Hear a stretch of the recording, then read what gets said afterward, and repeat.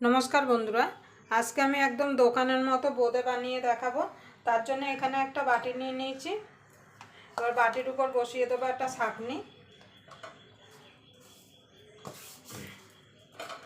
এখানে মাপের কোনো ব্যাপার নেই, আপনারা যতটা বানাবেন বোঁদে তত সেই বুঝে বেসন নেবেন। আমি এবার এখানে বেসনটা নিয়ে নেব।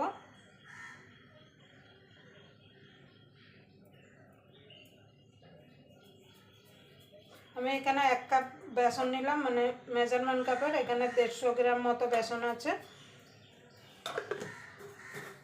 আপনারা বেশি করে বানাতে চাইলে বেশি করে একটু বেসন নিয়ে নেবেন। এবার বেসনটাকে চেলে নেব। অবশ্যই কিন্তু বেসনটা চেলে নিতে হবে।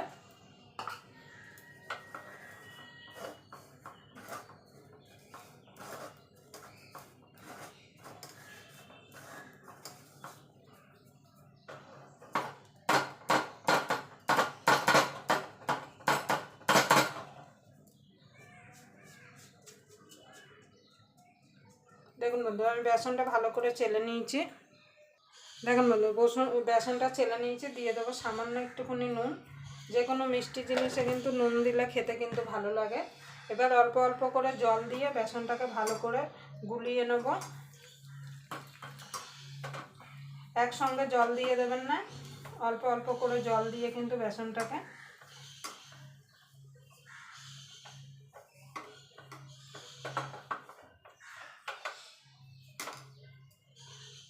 আপনাদের যদি ভিডিওটা দেখে যদি ভালো লাগে তাহলে অবশ্যই একটা লাইক করে দেবেন, শেয়ার করে দেবেন, আর চ্যানেলটা অবশ্যই সাবস্ক্রাইবার করে নেবেন, আর পাশের বেল আইকনটা অবশ্যই বাজিয়ে দেবেন আমি যখন কোনো নিত্য নতুন রেসিপি আপলোড করব সবার আগে পাওয়ার জন্য। তাই চলুন বেসনটা আমি ভালো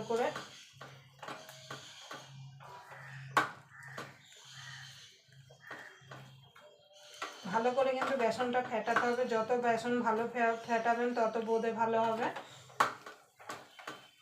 আর বেশি জল দিয়ে কিন্তু বেসন ফেটানো যাবে না। এবার আমি বেসনটাকে ভালো করে ফেটিয়ে নেব। দেখুন বন্ধু, ভালো করে বেসনটা ফেটিয়ে নিয়েছি। এবার সামান্য একটুখানি জলে দিয়ে দেখব। দেখুন ভেসে উঠছে, মানে আমার বেসনটা একদম ভালোভাবে ফেটানো হয়ে গেছে। অবশ্যই আপনারা এইভাবে বেসন ফেটিয়ে নেবেন। ফেটাতে ফেটাতে দেখবেন যখন একটু জলে দেবেন এরকম ভেসে উঠবে। তাতে কিন্তু বোঁদেগুলো সুন্দর গোল গোল হবে, আর ভেতরটাও সুন্দর একটু ফাঁপা ফাঁপা টাইপের হবে। এবার এখান থেকে খানিকটা আমি বেসনটাকে দুভাগ করে নেব। দেখুন বন্ধু, এখানে দিয়ে দেবো একটুখানি লাল রঙের ফুড কালার। এবার ভালো করে মিশিয়ে নেব।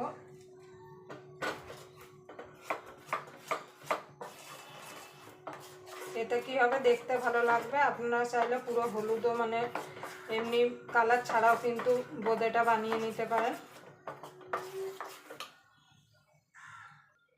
দেখেন বন্ধু, তেলটা হয়ে গেছে না কিনা দেখবো।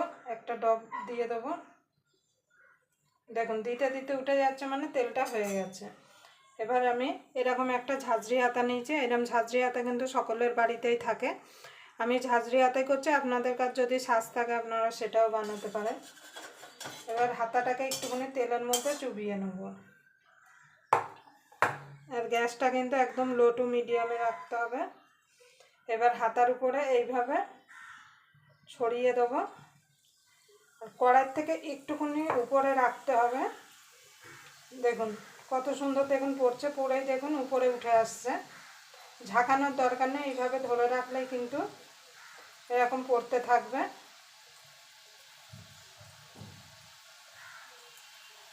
দেখুন কত সুন্দর দেখুন পড়ছে, আর দেখুন কত সুন্দর গোল গোল হচ্ছে। এবার আমি এগুলোকে ভেজে তুলে নেব। দেখুন বন্ধুরা, এইগুলো ভাজা হয়ে গেছে, এগুলো আমি তুলে নেব।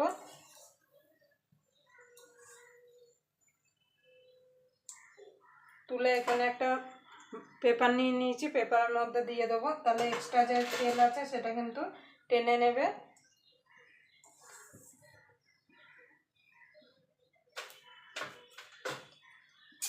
এবার আবার আমি দেব। আর যতবার দেবেন ততবার কিন্তু হাতাটা, ঝাঁঝরি হাতাটাকে কিন্তু ধুয়ে নিতে হবে, না হলে কিন্তু যে ঝাঁঝরি হাতার ফুটোগুলো কিন্তু বন্ধ হয়ে যাবে। এইভাবে আমি সব বোঁদেগুলো ভেজে নেব।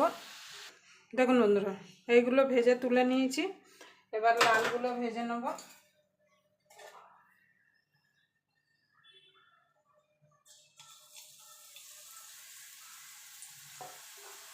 এখানে কিন্তু আমি খাবার সোডা ফোটা কিন্তু কিচ্ছু দিইনি।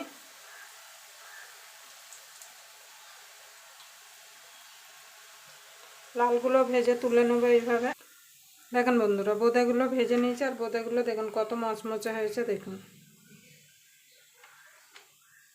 দেখুন দেখুন দেখুন কত মচমচে হয়েছে বোঁদেগুলো। এবার আমি বোঁদেগুলো রসে চোবানোর জন্য রসটা বানিয়ে নেব। তার জন্য এখানে একটা কড়াই নিয়েছি। কড়াইতে দিয়ে দেবো 1 বাটি চিনি। ওই বাটিটি দিয়ে দেবো 1 বাটি জল। এবার গ্যাসটা ধরিয়ে দেবো। এখানে 1 তার 2 তারের শিরার কোনো দরকার নেই, মানে চিনিটা গলে গেলেই হয়ে যাবে। দেখুন বন্ধুরা, উঠে গেছে। দিয়ে দেবো 2টো এলাচ। আপনাদের কাছে এলাচের গুঁড়ো থাকলে দিয়ে দিতে পারেন। দেখুন বন্ধুরা, চিনির শিরাটা হয়ে গেছে। দেখুন, তোমাকে বলুন। এবার বোঁদেগুলো দিয়ে দেবো।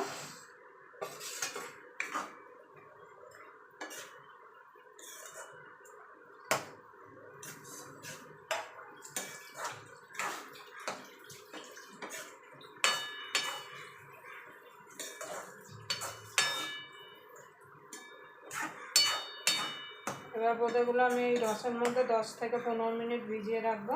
তাহলে বোঁদের মধ্যে সব রসগুলো ঢুকে যাবে।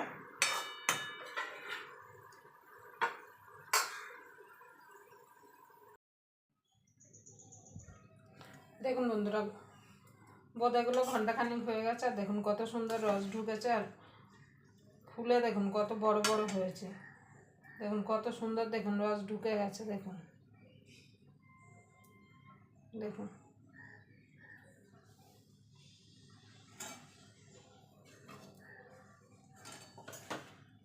আপনারা এইভাবে অবশ্যই বাড়িতে বানিয়ে নেবেন। এবং দেখতে দেখুন কত সুন্দর লাগছে। কেউ খেয়ে কেউ বলবে না যে এটা বাড়িতে বানানো না, মানে বাড়িতে বানানো না, দোকান থেকে কেনা। দেখুন দেখতে দেখুন কত সুন্দর লাগছে। আর দেখুন কত সুন্দর, দেখুন রস ঢুকে গেছে। এই দেখুন